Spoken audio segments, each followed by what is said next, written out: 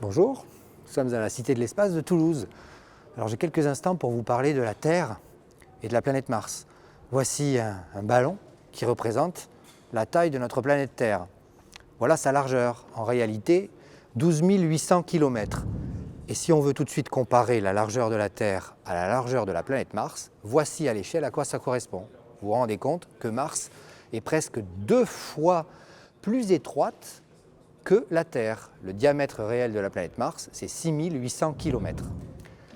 À titre de comparaison, dans mes mains, voici un ballon qui représenterait proportionnellement la taille de notre Lune, satellite naturel de la Terre, qui elle est à son tour 2 fois plus étroite que Mars et donc 4 fois plus étroite que la Terre. Quelques dernières précisions peut-être. À ce jour, les humains ne sont allés que sur la Lune, c'était il y a 50 ans.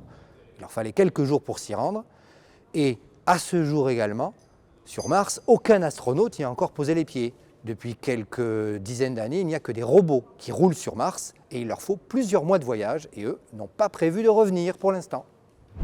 Alors il faut savoir que l'atmosphère martienne n'est pas du tout la même que l'atmosphère terrestre. Alors pour le prouver, on peut réaliser quelques expériences. Pour ça, tout d'abord, il faut reproduire en miniature une mini-atmosphère martienne. Alors la recette est très simple. Pour ça, il vous faut du bicarbonate de sodium. C'est une sorte de sel un peu particulier qu'on peut acheter dans les pharmacies ou dans les grandes surfaces. Et il faut aussi un saladier en plastique transparent d'environ 30 cm de diamètre. Et il vous faut verser 3 grosses cuillerées de bicarbonate de sodium au fond du saladier. Le principe étant d'essayer d'étaler cette couche au fond du saladier. Et puis il faut un dernier ingrédient. Ce dernier ingrédient, il est ici, dans ce tube gradué. C'est du vinaigre. Alors attention, ce n'est pas le même vinaigre que l'on peut manger en salade. Là, c'est du vinaigre ménager, de nettoyage. Et celui-là, il est hors de question de le boire. Ce serait trop dangereux pour notre estomac. Et donc on va, dans un instant, verser ce vinaigre sur ce bicarbonate de sodium. Et voici ce qui se passe. Il y a une réaction chimique qui se produit. Ça mousse, il y a effervescence.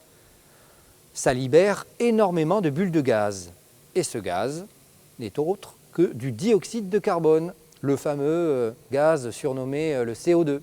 C'est le même gaz qui compose l'atmosphère martienne. Et c'est avec lui qu'on va pouvoir réaliser 2 expériences qui vont nous permettre de mettre en évidence ces caractéristiques. Première expérience, alors pour ça j'ai un bulleur pour souffler des bulles de savon. Je m'approche des bulles de savon remplies d'air et je vais les souffler à l'intérieur de ce saladier.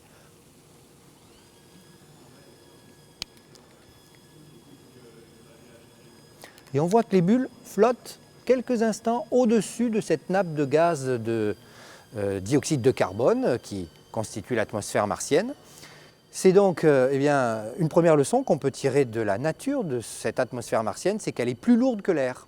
Si un jour on allait faire des bulles d'air sur Mars, ces bulles d'air flotteraient au-dessus de l'atmosphère martienne. Voilà. Réalisons tout de suite une deuxième expérience pour caractériser la nature de l'atmosphère martienne. Pour cela, je peux allumer une bougie. Vous savez tous et toutes qu'une bougie a besoin de l'oxygène de l'air pour brûler. Alors, une manière de réaliser cette expérience, c'est d'essayer de récupérer avec un verre, un bécher, un petit peu de l'atmosphère martienne et de la faire couler sur la bougie. Moi, par sécurité ici, pour réussir l'expérience devant vous, je vais prendre la bougie et la descendre au fond de l'atmosphère martienne que nous avons reconstituée et on observe tout de suite qu'elle s'éteint. Alors, à l'œil nu, on ne voit pas de quoi est faite cette atmosphère martienne. Mais grâce aux 2 expériences qu'on vient de réaliser, on en sait un petit peu plus. Une des premières conséquences, c'est que l'atmosphère martienne est plus lourde que l'air terrestre. Ça encore, ça n'a pas vraiment d'importance pour nous les humains. Mais la deuxième expérience a montré que si l'on allumait une bougie dans l'air martien, elle s'éteindrait car il n'y a pas d'oxygène dans l'atmosphère martienne. Et ça, c'est beaucoup plus ennuyeux. Ce qui veut dire que si un jour des humains vont vivre ou travailler sur Mars, ils ne pourront pas respirer l'atmosphère martienne. Les astronautes devront obligatoirement revêtir un scaphandre pour pouvoir travailler. Et c'est pour ça, cette même raison, qu'aujourd'hui, à l'heure actuelle, sur Mars, il n'y a que des robots qui travaillent. C'est beaucoup plus pratique à envoyer et surtout, ils n'ont pas besoin de respirer pour accomplir leur mission.